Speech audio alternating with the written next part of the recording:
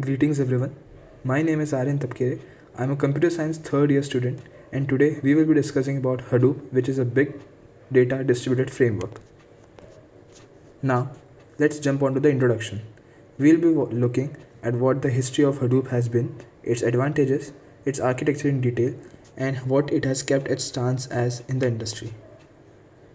Now, we should know that Hadoop is one of the top level cream projects for Apache. It is completely open source, scalable, and reliable. It is also flexible in a lot of many ways for processing big data. Now, a brief history of Hadoop. Designed to answer the question, how do we process big data with reasonable cost and time? This is how the search engines used to look in the 1990s. And in the past few years, there have been quite some big modifications. This is how the search engines looked in this current decade. Now, the history of Hadoop's development. In 2005, Doug Cutting and Michael J. Caffarella developed Hadoop to support distribution of the Nuts search engine. The project was funded by Yahoo. You may all know what Yahoo is. In 2006, Yahoo gave the project to Apache Software Foundation. Google origins. In 2003, the Google file system was acquired by Hadoop HDFS. In 2004, it was acquired by Hadoop MapReduce, and in 2006, finally, Apache launched its own system, Apache HBase. Now, some Hadoop milestones. In 2008, Hadoop wins the terabyte sort benchmark. In 2009, Avro and Chukwa became new members of Hadoop, and in 2010, Hadoop's HBase, Hive, and Pig subprojects were completed, adding more power to the Hadoop framework. Now, let's jump on to the main topic. What exactly is Hadoop? Now, Hadoop is an open source framework software which is used for distributed storage and processing of large data sets, which is not possible using the traditional methods. In Hadoop, we use commodity hardware for computer clusters, and it is assumed that the hardware will always fail and there has to be some framework which will try to fix those errors. The goals of Hadoop are to be highly scalable and available, use commodity that is cheap hardware, to be fault tolerant, and move computation rather than the data. These are some of the most famous Hadoop framework tools. You may all know some of these names. These are Pig, Hive, Scoop, Avro, Flume, Mahout, Zookeeper, etc. Now let's talk about Hadoop's architecture. It is distributed with some centralization. The main nodes of the cluster act as the master. Basically, Hadoop is based on a master-slave architecture where the master daemons, and now let's talk about what daemons are. Daemons are resident programs or programs which run in the background. These master daemons, they have the task of directing the slave daemons into performing some specific tasks. The main node of the cluster are where the most of the computational power resides. The main nodes run the task tracker and the data nodes and reply to MapReduce tasks. Written in Java, it also supports Python and Ruby. This is how the Hadoop's architecture looks.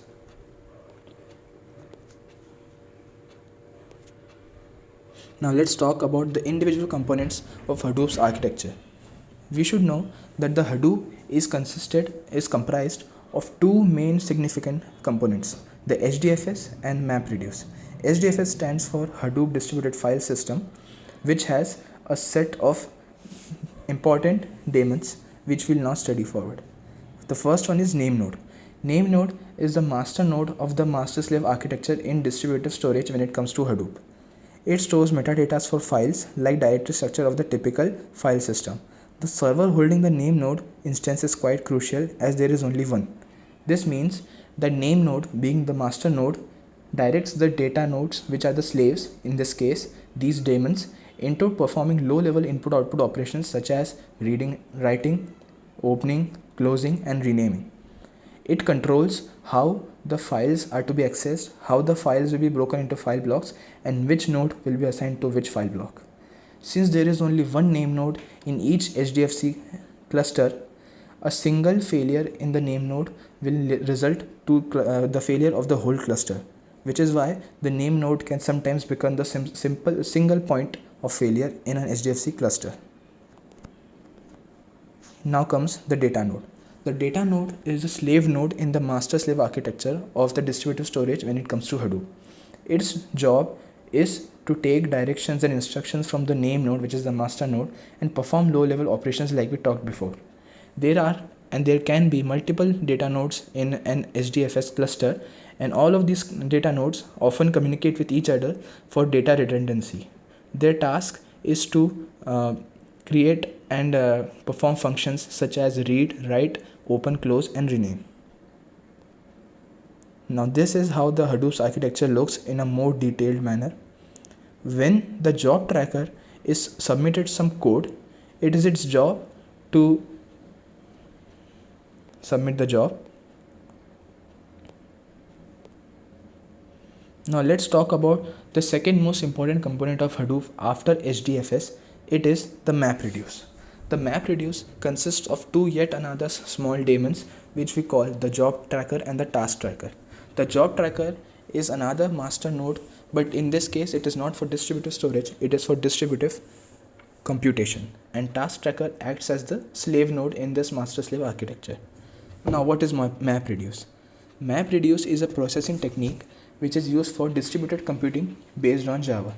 The MapReduce algorithm contains two important tasks, namely map and reduce.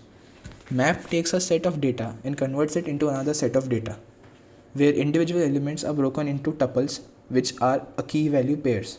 Secondly, the reduce task, which takes the output from a map as an input and combines those data into a smaller set of tuples. As a sequence of the name MapReduce implies, the reduce task is always performed after the map job. This is the sequence. The major advantage of MapReduce is that it is easy to scale data processing over multiple computing nodes. Under the MapReduce model, the data processing primitives are called mappers and reducers, which perform their own individual tasks. Decomposing a data processing application into mappers and reducers is sometimes non-trivial, but once we write an application in the MapReduce form, scaling the application to run over hundreds, thousands, or even tens of thousands of machines in a cluster is merely a configuration change. This simple scalability is what has attracted many programmers to use the MapReduce model. Now the algorithm. Generally, MapReduce paradigm is based on sending the computer to where the data resides. MapReduce program executes in three stages, which are namely map stage, shuffle stage, and reduce stage. None of these components are necessarily limited to using HDFS. Many other distributed file systems are quite different architecture works. Many other software packages besides Hadoop's MapReduce platform make use of HDFS. Now what exactly is a job tracker and a task tracker? The job tracker, as I said earlier, is the master node of the master-slave architecture in this distributive computation part of HDFS. The job tracker splits up data into smaller tasks, map, and sends it to the task tracker to process in each node. Once our code is submitted to the cluster finally, it is the duty of the job tracker to plan the execution, plan which files will be processed when, and to assign their roles to all the individual task trackers. Task trackers in this case are the slave nodes of the master-slave architecture of distributive computation when it comes to Hadoop. It reports back to the job tracker node and reports on job progress. The job tracker always oversees all the operations, and the task tracker always reports its job progress. It sends data in the form of reduce or requests for new jobs. Now Hadoop in the wild. As we all know, Hadoop is not just some other day software. It is in use at most organizations that handle big data, and these are not just some any other companies. These are one of the most famous big tech companies in the world. Those are Yahoo, Facebook, Amazon, Netflix, etc. Some examples of this scale can be the Yahoo search web map runs on 10,000 core of Linux cluster and powers Yahoo. The Facebook's Hadoop cluster hosts 100 plus petabytes of data from 2012 and growing at half petabyte per day since 2012. The three main applications of Hadoop are advertisement, searching, and security concerns.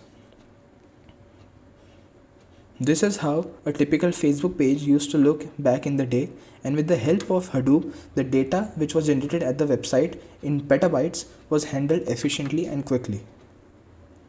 There are several features that the Hadoop system is expected to have, and these are fault tolerance, distributed file system, flexible scheme, queryable database, ease of use. Data should not have a strict schema. The nodes are expected to fail, but then they should be mended by the framework as easy as possible, and there should be an optimization for batch processing. Also, one more important task: what makes Hadoop unique is that it uses commodity hardware, that is cheap hardware which does not require all the expense of the expensive system. Now, client receives a list of data nodes on which to place replicas of a block. The client writes block on the first data node. The first data node forwards the data to the next data node in the pipeline, and when all the replicas are written, the client moves on to write the next data block in the file. The MapReduce programming model. Before jumping onto the MapReduce, we must know that there is one more node in the HDFS cluster other than the name node and the data node, and it's called the secondary name node. Now, the secondary name node is an assistant daemon which is used to check on the status and the state of the HDFS cluster. It always communicates with the name node and takes a snapshot of the HDFS metadata at regular intervals. Whenever, if in case, the name node fails, then the snapshots taken by the secondary name node help in minimizing the loss time and data loss at the current moment. There, just like name node, for each HDFS cluster, there is only one single name node. MapReduce components. It contains the following parts: job client, job tracker, task tracker, and child. Now, job client. The task of the job client is to submit the job to the job tracker. Job tracker manages and schedules the jobs, splits the job into many individual tasks, and gives them to the task tracker for execution. Task tracker is responsible for starting and monitoring the task execution and reporting back to the job tracker. The child is the process that is really executed at the task. And with that, I conclude this video. Thank you very much.